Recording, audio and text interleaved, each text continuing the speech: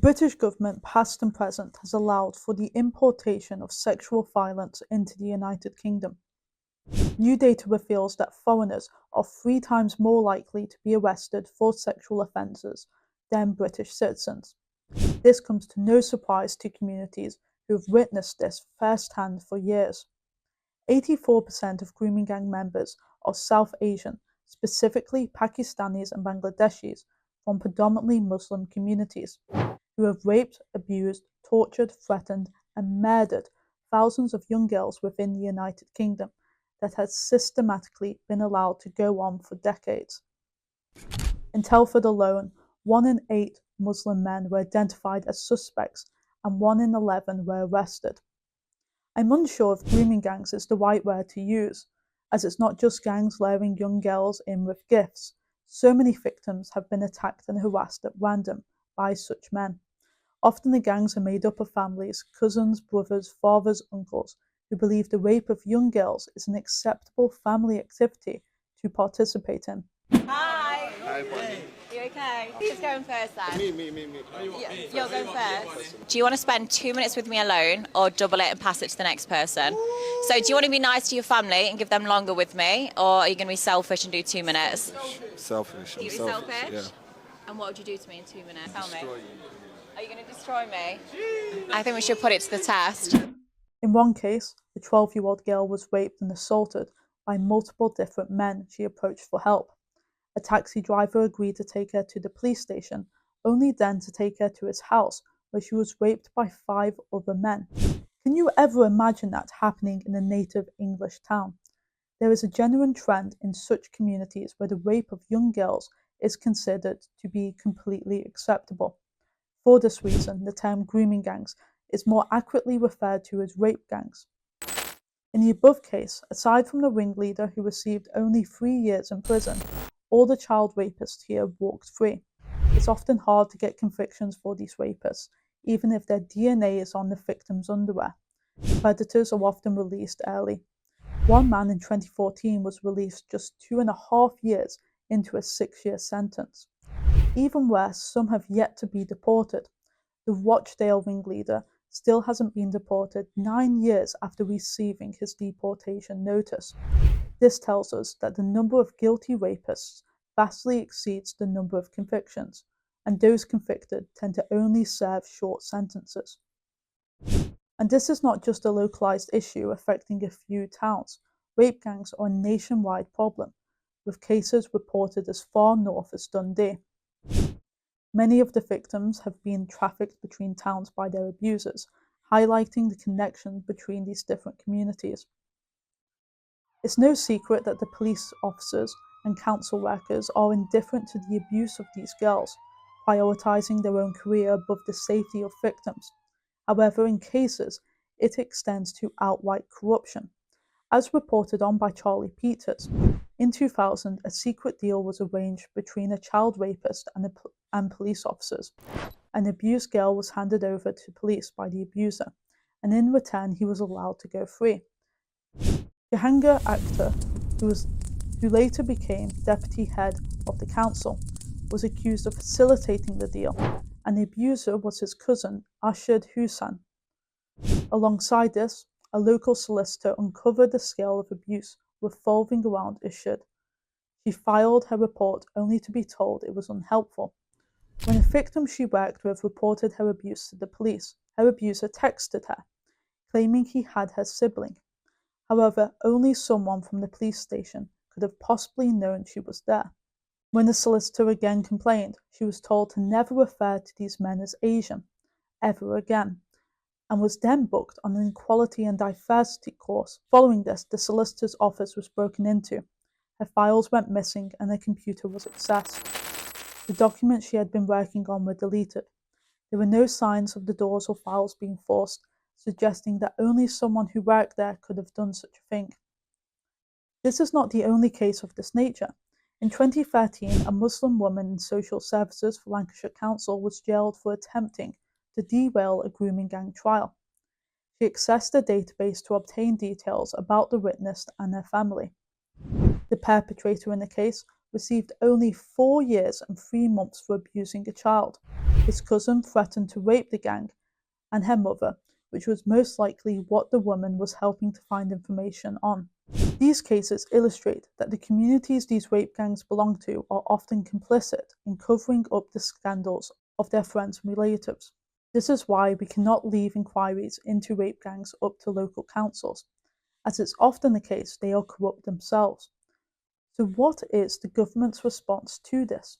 And when politicians, and I mean politicians, who sat in government for many years, are casual about honesty, decency, truth, and the rule of law, calling for inquiries because they want to jump on a bandwagon of the far right, then that affects politics, because a robust debate can only be based on the true facts.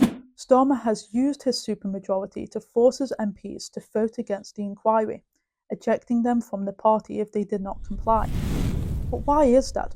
Why does Starmer feel so strongly about blocking an inquiry into a national scandal that is still taking place, where the victims are predominantly underage English girls?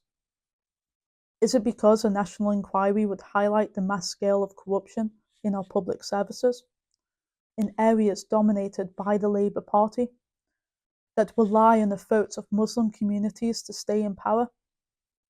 And it's not the first time Labour MPs have done such a thing.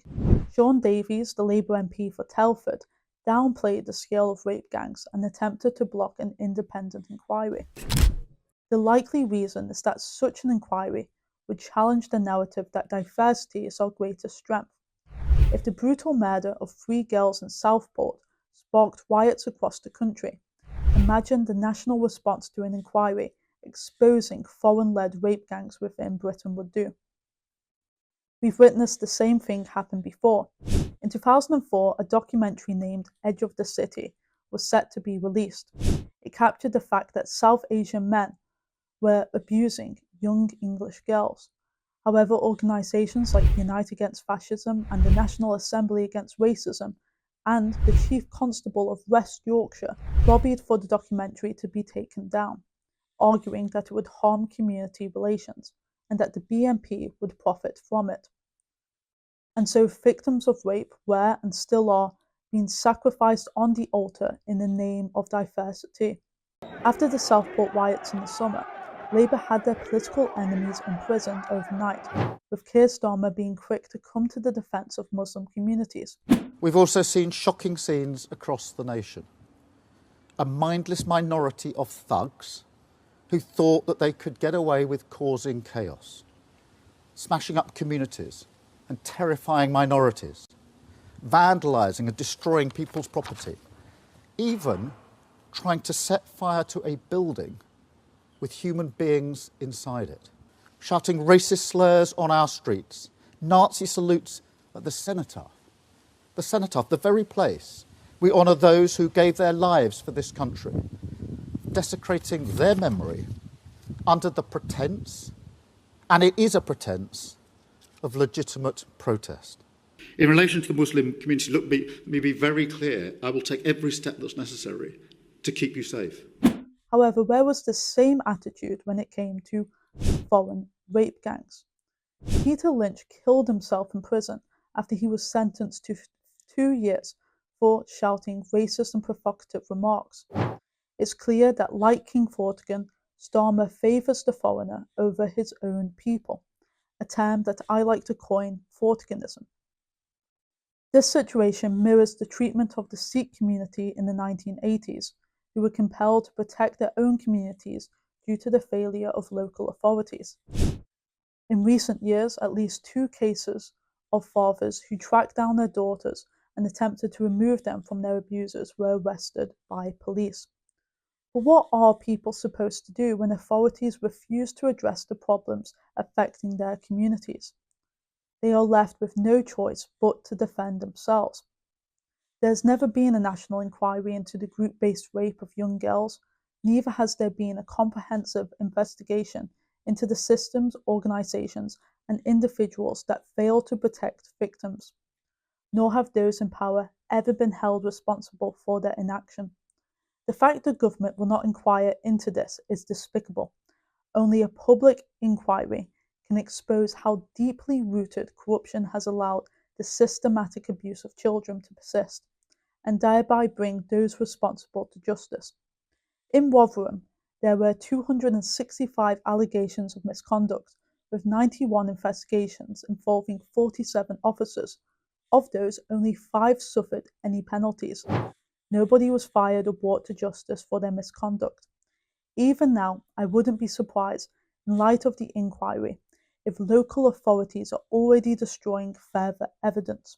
In a sane society, the death penalty would apply for the most severe offenders, and deportations for their networks. Even now, there are rapists waiting to be deported, and men sent to jail who've been released and have found to be reoffending again.